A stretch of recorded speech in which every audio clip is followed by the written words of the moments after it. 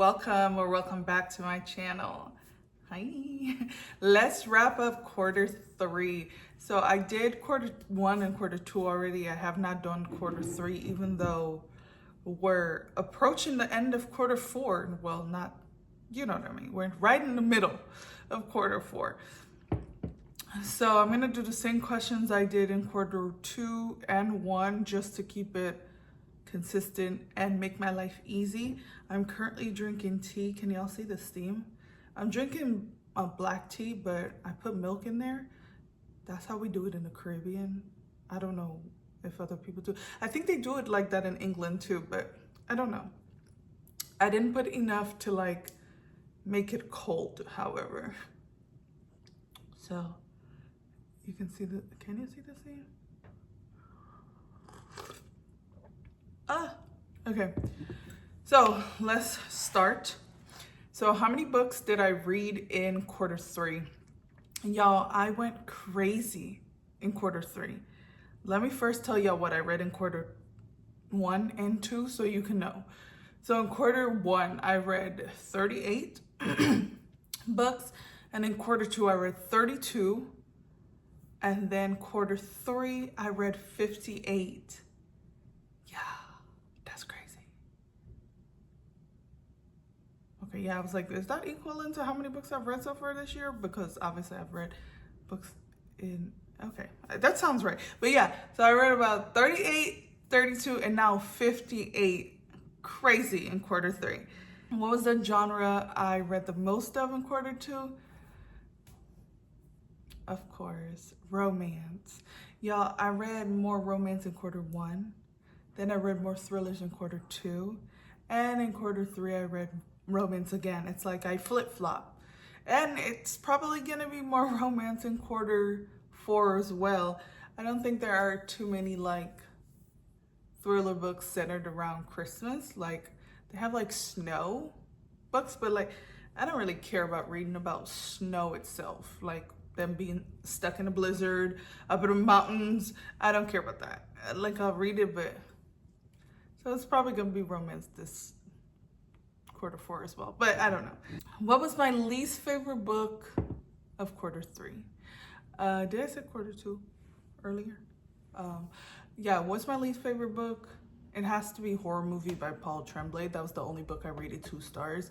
And so I don't know if I talked about the book, but it's almost like it wasn't a book. So it's centered around this guy, I forgot his name, but he was in like a low budget movie when he was young. And so when he got a little bit older, when he became an adult, someone asked him if they could recreate his movie. They're recreating the movie with a bigger production. However, it's going between now and the past when they did the original movie.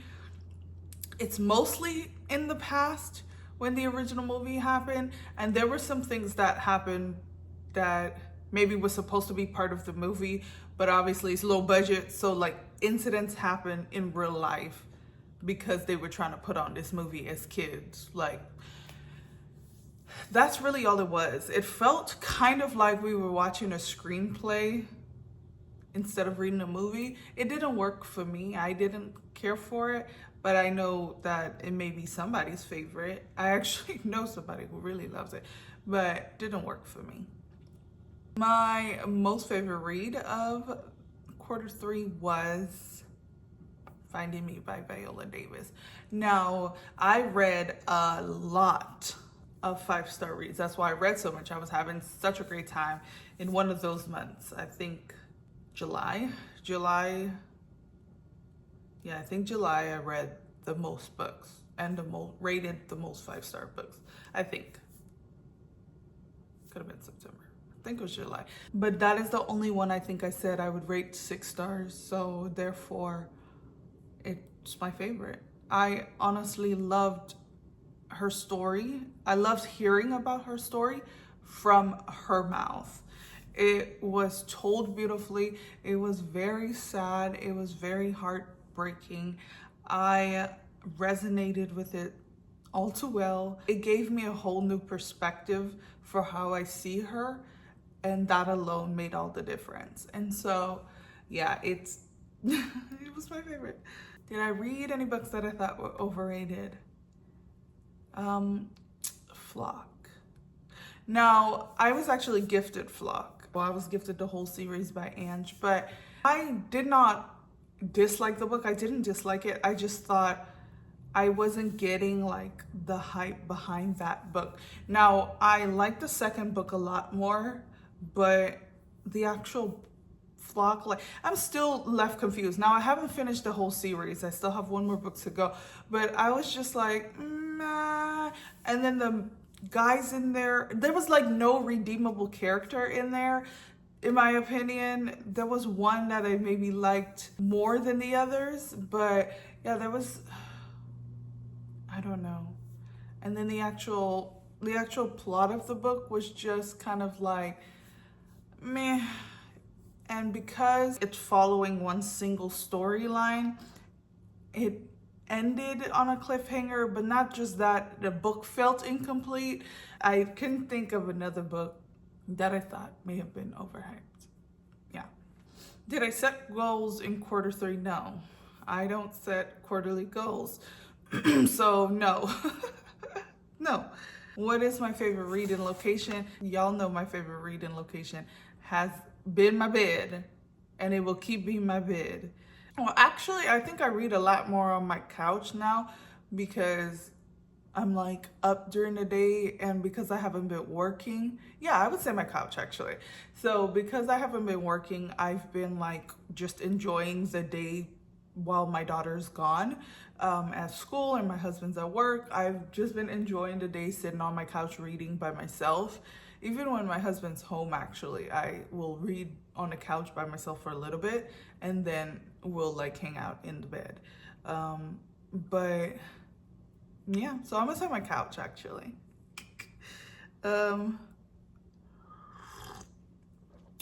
It's still hot. What is my favorite snack? In quarter 2, I did not really eat snacks, right? That changed. That changed right after. I don't even know what happened, but it became chocolate. I had this like crazy craving for chocolate last quarter, and I'm still having it this quarter. Yeah, I don't know what it was.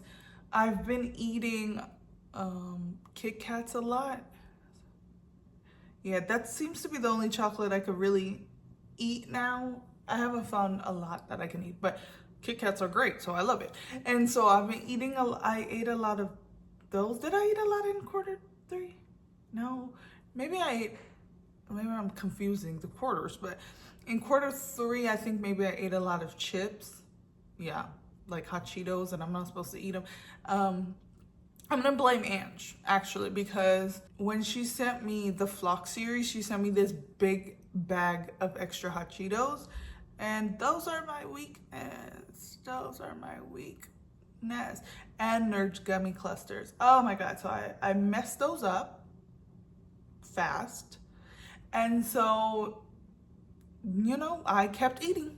I'm not actually really blaming Ange. I am an adult and I'm responsible for my own body.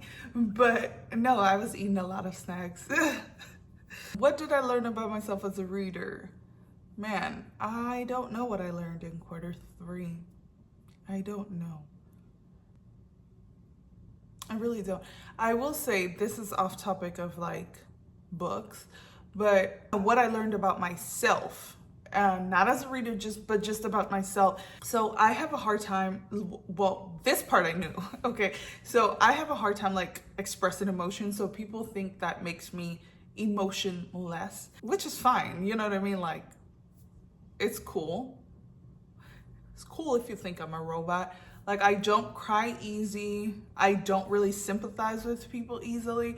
And now that's not to say that I don't care about people's feelings, because like it will play in my head over and over and over if I hurt you, which I typically don't hurt somebody, obviously. I'm gonna always treat somebody with kindness, but I have a hard time like sympathizing with you in the way that I don't know how to console you. I don't know how to like express that I feel bad for you. other than that, but it doesn't sound like, if I say it, it doesn't sound sincere. But even if I mean it, it does not sound sincere. And so a lot of people think that that makes me a robot. I don't really get jealous about things. I don't know. I just don't show big emotions. It's one of the reasons why I don't cry in books. Like, I don't really cry in real life. So something on page definitely is not going to make me cry.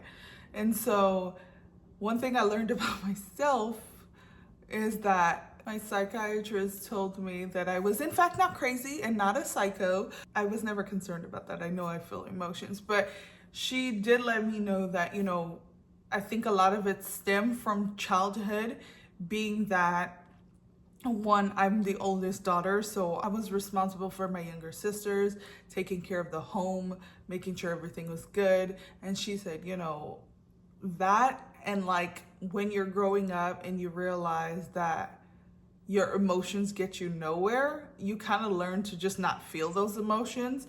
And so I think that's where a lot of it stems from, is that it was kind of like, if you're mad, who cares? Your mom is busy. She ain't got time for you to be mad.